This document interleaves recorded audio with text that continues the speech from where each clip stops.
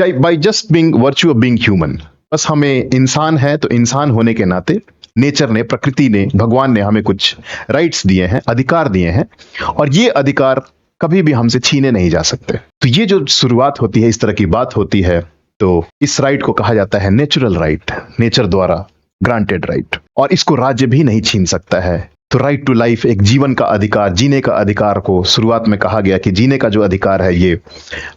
हमारा essential right है, natural right है, प्रकृति के द्वारा राइट दिया हुआ है, इसको राज्य भी नहीं छीन सकता है। बाद में उसको बड़ा करके right to life, liberty and property, ये तीन कॉन्सेप्ट्स एमर्ज हुए एक साथ कि नेचर के द्वारा प्रदत्त जो राइट है, अधिकार जो है, नेचर द्वारा गिवन जो राइट्स हैं, ये तीन राइट्स हैं, लाइफ, लिबर्टी एंड प्रॉपर्टी, यानी जीने का अधिकार, स्वतंत्रता का अधिकार और संपत्ति का अधिकार।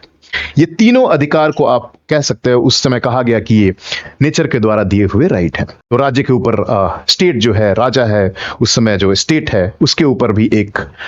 लगाम लगाया जाए कि आप इन अधिकारों को हमसे आप नहीं छीन सकते हैं। तो अपने आप में एक रिवॉल्यूशनरी आइडिया था, क्रांतिकारी विचार था, जिसके तहत राज्यों के ऊपर जो भी शासन करता है उसके ऊपर भी हम लोगों ने लगाम लगाने की कोशिश की। बाद में जब और भविष्य में हम आगे बढ़ते हैं तो लोगों ने इस नेचुरल राइट को वेग बताया कि ये उचित तर्क नहीं है, ये लॉजिकल नहीं है,